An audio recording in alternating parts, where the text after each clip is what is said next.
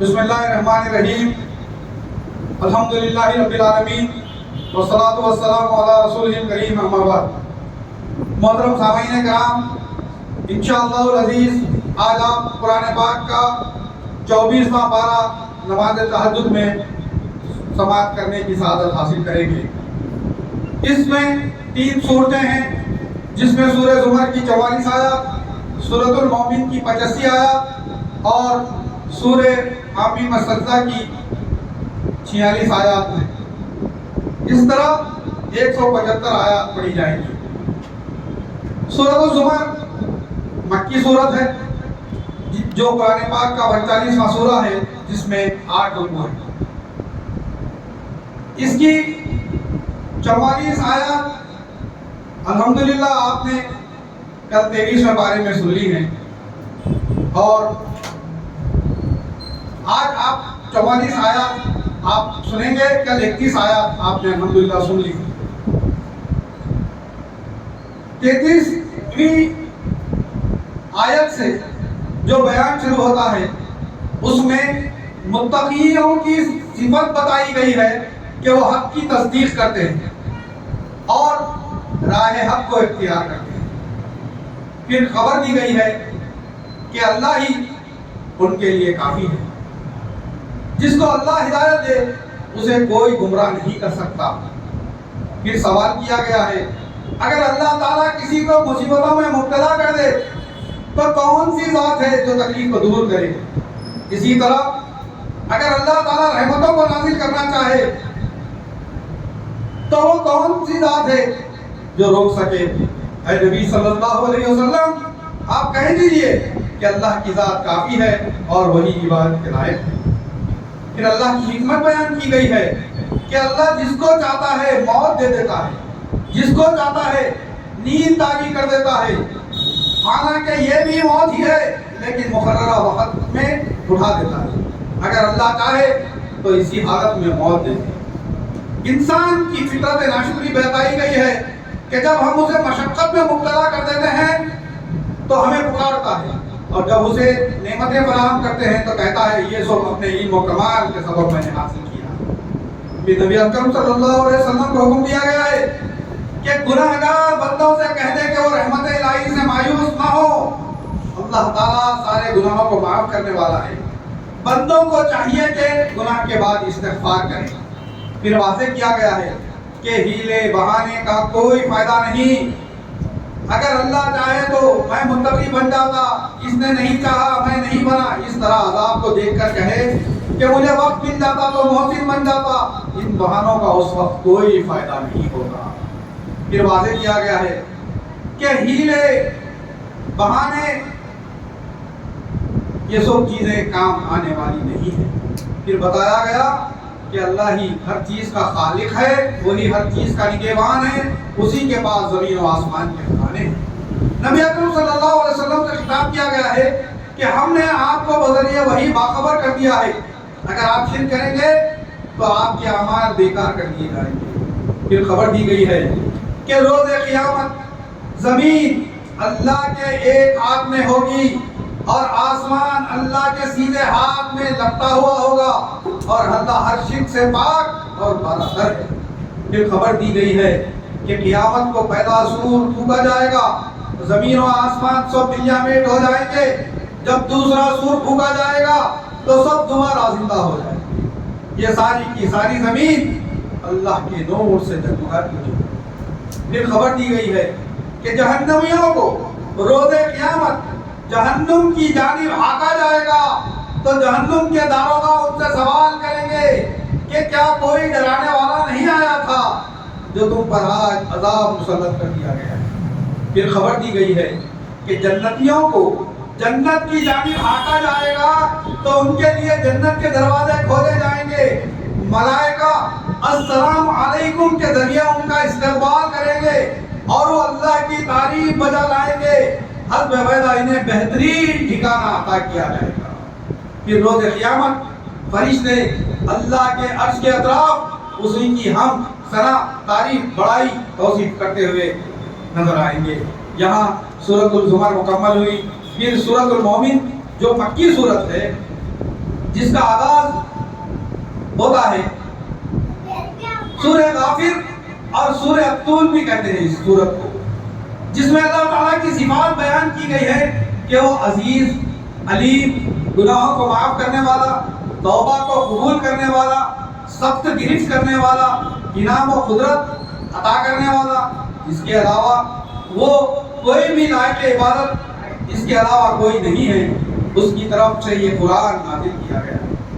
پھر خبر دی گئی ہے کہ حاملین عرش ملائکہ جو کہ عرش الہی کے اطراف ہیں اللہ کی تسبیح میں مگن ہیں، اور وہ رب کریم سے اہل ایمان کے حق میں دعائیں کرتے ہیں کہ اے ہمارے رب تیری رحمت اور علم وسیع ہے، ان لوگوں کی بخشش فرما جو توبہ کرتے ہیں اور تیرے راستے کی پیروی کرتے ہیں، اور انہیں جہنم کے عذاب سے بچا لے۔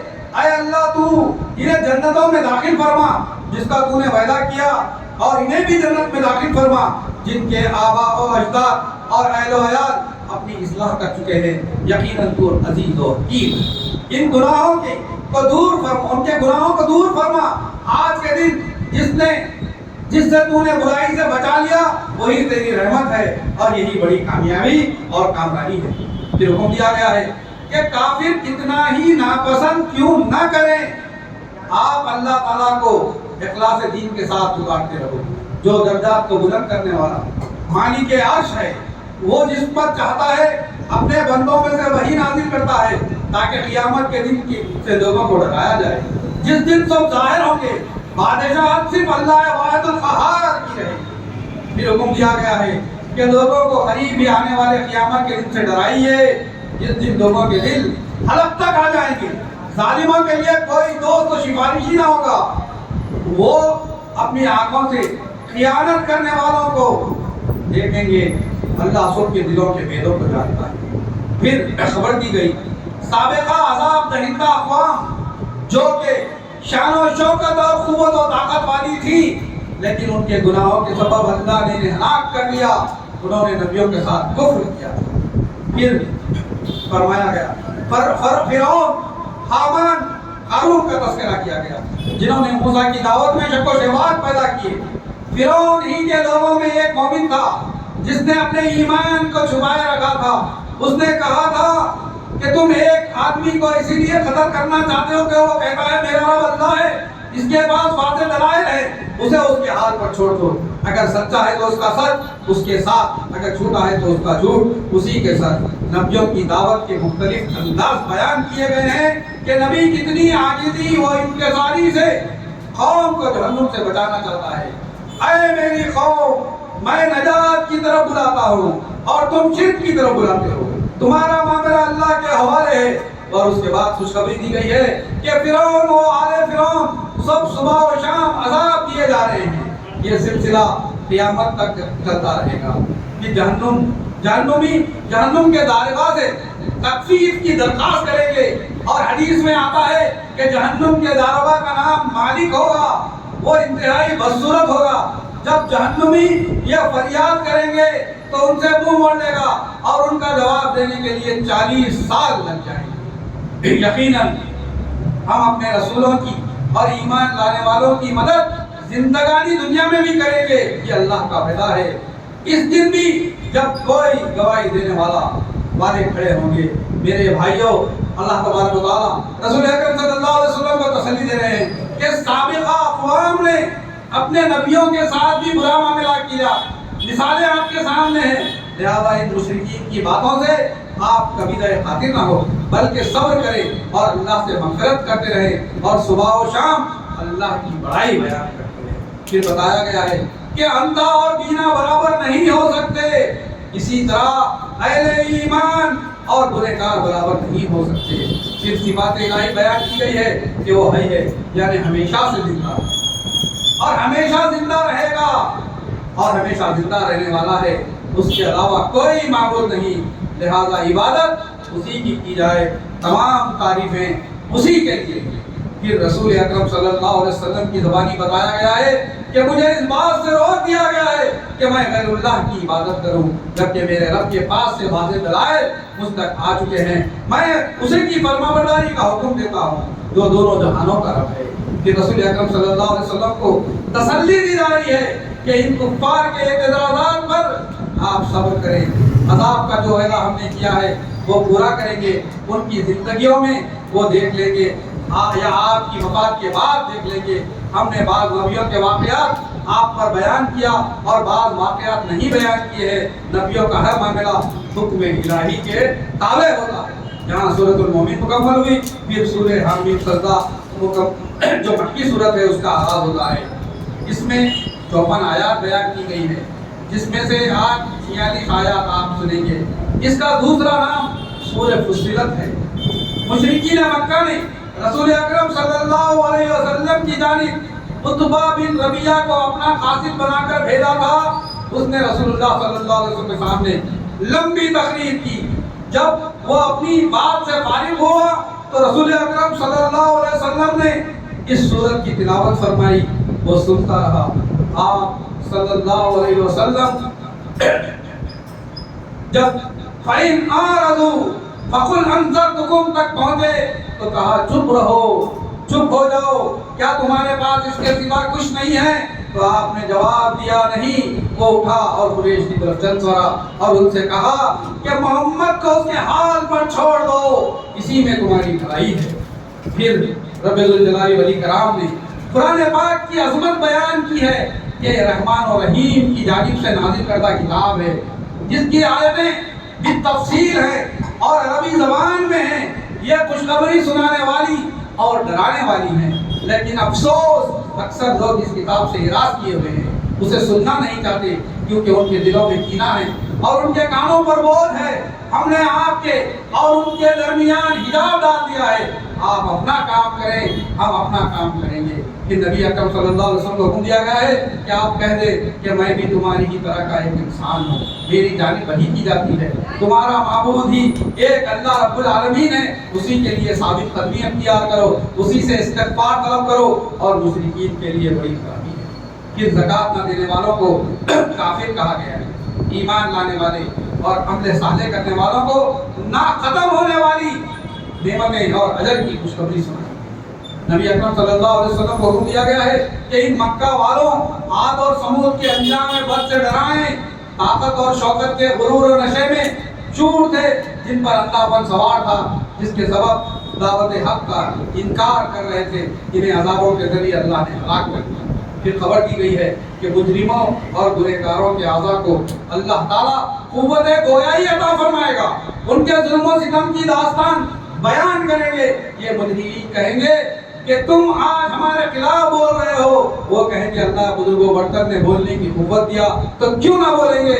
लोगों ने ये समझ रखा था कि इनके पोशादा जुराइम का कोई गवाह नहीं है, लेकिन अल्लाह आँखों, कानों, चमड़ियों को क़ुव्वत गोया ही देगा और मुजरिमीन के गुमान को चूर चूर कर देगा। फिर बताया गया है जब कुरान पाक पढ़ा जाता तो ये मुशरिकीन अपने औबाशों को शोर मचाने, सीटियां बजाने का हुक्म देते ताकि ये कुरान की आवाज़ पर गालिब आ जाए। जहन्नुम में काफिरों की फरियाद होगी कि हमारे रब इन जिनों और इंसानों की निशानदेही कर दे जिन्होंने हमें गुमराह किया, जिसके सबब हम जहन्नुम रसीद हुए। हम इन्हें जहन्नुम में अपने कदमों तले दबा कर रख देंगे। फिर अल्लाह पर ईमान लाने वाले और इस्तिक़ामत इख्तियार करने वालों, तवक्कुल ईमान की खातिर मज़ालिम को बर्दाश्त करने वालों पर मलाइका का नुज़ूल होता है। इन्हें न डर है न गम करने की ज़रूरत है, उनके लिए जन्नत का वायदा है, खुशखबरी है। अल्लाह ताला दुनिया और आखिरत में उनका ज़िम्मेदार है और इन्हें मनचाही चीज़ें अता करेगा और अल्लाह की जानिब से बेहतरीन मेज़बानी की जाएगी। फिर दाई अल्लाह का मुकाम बताया गया है कि अल्लाह की दावत देने से अच्छा काम कोई और नहीं है कि दाई अपने मुसलमान होने का ऐलान करता है। फिर बताया गया है कि नेकी और बुराई बराबर नहीं हो सकती, बुराई को नेकी और अच्छाई के साथ खत्म करना चाहिए ताकि दुश्मन भी दोस्त हो जाए। फिर हुक्म दिया गया है कि शैतान के वसवसों और ख्यालात को इस्तिआज़ा यानी औज़ बिल्लाहि मिनश शैतानिर रजीम के जरिए से दूर कर दो। फिर हुक्म दिया गया है कि सूरज और चांद अल्लाह की मखलूक हैं, इन्हें सजदा करने का कोई फायदा नहीं। सजदा अल्लाह की ज़ात के लिए करो जिसने सूरज और चांद को पैदा किया। یہ واضح کیا گیا ہے کہ باطل کی کوئی بھی طاقت قرآن مجید میں شک و شبہات پیدا نہیں کر سکتی، اس لیے کہ یہ حکیم و حمید کی جانب سے نازل کردہ کلام ہے۔ قیامت کب آئے گی اس کا علم ہی اللہ کے پاس ہے، اور اللہ ہی کو معلوم ہے۔ کسی بھی حاملہ کا جننا اللہ کے حکم کے بغیر نہیں ہے۔ انسان کی فطرت ناشط میں بیان کی گئی ہے کہ انسان بھلائی طلب کرنے میں تھکتا نہیں، لیکن جب اسے کوئی برائی چھوتی ہے تو پریشان ہو جاتا ہے، اور اس مصیبت کے بعد ہم سے اپنی رحمت سے نوازتے ہیں تو اپنا سینہ ٹھوکتا ہے کہ اسی کی صلاحیت کے سبب ٹھیک ہوا ہے۔ جب انسان کو بھلائی چھوتی ہے تو اللہ کو بھول جاتا ہے، جب برائی چھوتی ہے تو لمبی لمبی دعائیں کرنے لگتا ہے۔